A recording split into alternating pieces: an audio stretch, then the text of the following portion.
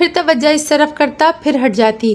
کوئی طاقت ایسی تھی جو مجھے عاجز کرنے کی کوشش کر رہی تھی، لیکن میں عاجز نہیں ہو رہا تھا۔ تھوڑی ہی دیر میں اس کا جسم بڑھنا شروع ہو گیا، لیکن اب وہ مجھ سے دور ہو گئی۔ وہ میری طرف بڑھنا چاہتی تھی، لیکن درمیان میں کوئی نورانی دیوار اسے میرے قریب نہیں آنے دے رہی تھی۔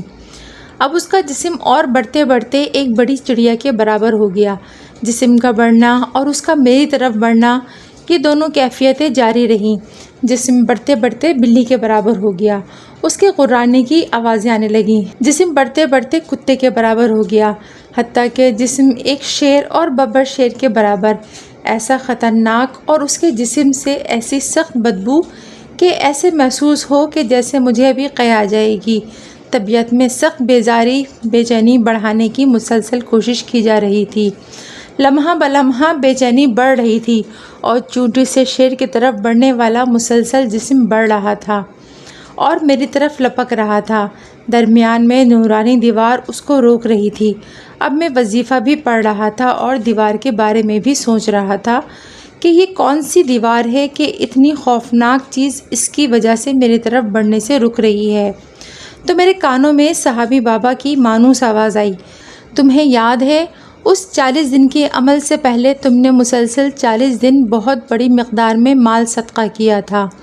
یاد رکھو، صدقہ جتنا زیادہ ہوگا، جتنا زیادہ مستحقین کو تلاش کر کے دیا جائے گا، وہی صدقہ اس طرح کی نورانی دیوار بن کر صدقہ دینے والے کے ارد گرد ہر وقت رہتا ہے اور اس طرح کے ہر حملہ آور سے صدقہ کرنے والے کی حفاظت کرتا ہے۔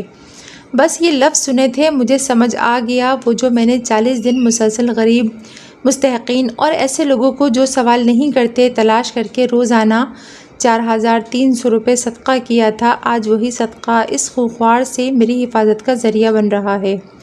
خیر، وہ جسم اور بڑھتا گیا، حتیٰ کہ گائے تک پہنچ گیا۔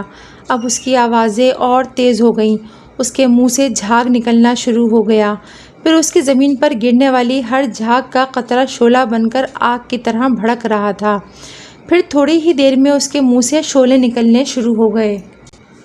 اس کی حرارت میں محسوس کر رہا تھا، لیکن ان شعلوں کا نقصان مجھے نہیں ہو رہا تھا، کیونکہ اس صدقے کی نورانی دیوار میری حفاظت کر رہی تھی۔ کچھ دیر کے بعد اس کا جسم ہاتھی بلکہ اونٹ سے بھی زیادہ ہو گیا۔ میرا محتاط اندازہ ہے کہ اس کا جسم تقریباً 500 فٹ تک پھیلا ہوا اور 30 یا 40 فٹ لمبا ہوگا۔ اس کی آوازیں بہت بھیانک، خوفناک اور تیز تھیں۔ مجبوراً مجھے اپنے کانوں میں انگلیاں ٹھونسنا پڑیں۔ آخر اس نے کہنا شروع کر دیا، مجھ سے بچنا ہے تو حزب البحر پڑھنا چھوڑ دو۔ میں نے پڑھنا نہ چھوڑا۔ میں توجہ دھیان سے حزب البحر پڑھ رہا تھا۔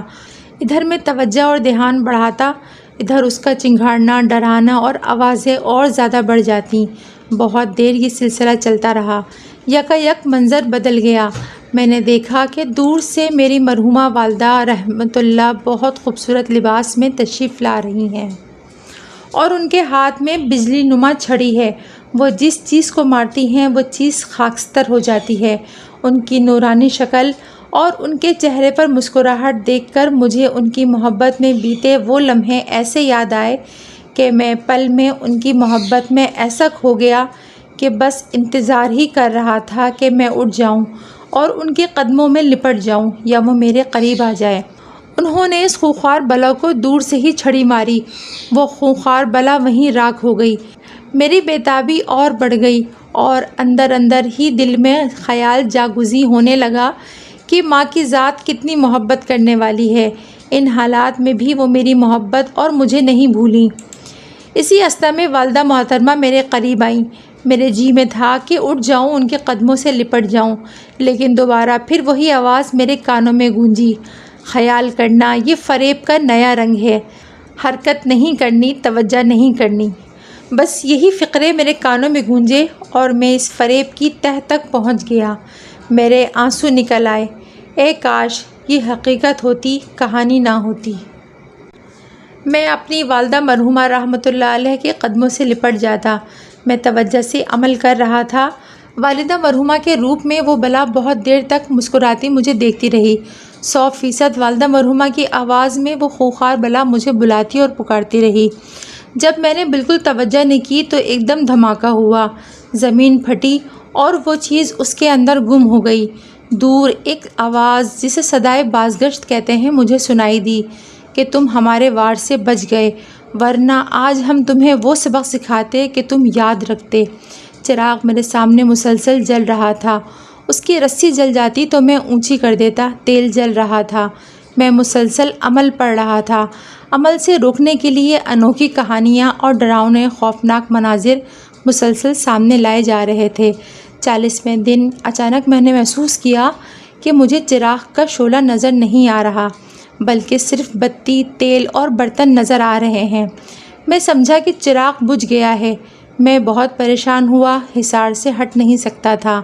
آخر کیا کرتا کہ اسی اثنا میں صحابی بابا، حاجی صاحب اور ان کا بیٹا عبدالسلام اور دوسرے بڑے بڑے طاقتور جنات اور لاکھوں کروڑوں ان کے غلام خدام پھولوں کے ہار لیے ہوئے میرے پاس تشریف لائے۔ چونکہ موسم سرما تھا، دن ڈوبنے کے قریب تھا، مجھے صحابی بابا نے گلے سے لگایا، مبارکباد دی، خوش ہوئے کہ عمل مکمل ہو گیا۔ اس عمل کے 313 موکلات میرے تابع ہو گئے۔ ہر موکل کے تابع 3,313,00,000 جنات ہیں۔ فرمایا اس عمل کی تاثیر زندگی بھر باقی رکھنے کے لیے تمہارے لیے گناہ کبیرہ، رزق حرام، جھوٹ سے پرہیز، نگاہوں کو پاک اور تنہائیوں کو پاک رکھنا ضروری ہے۔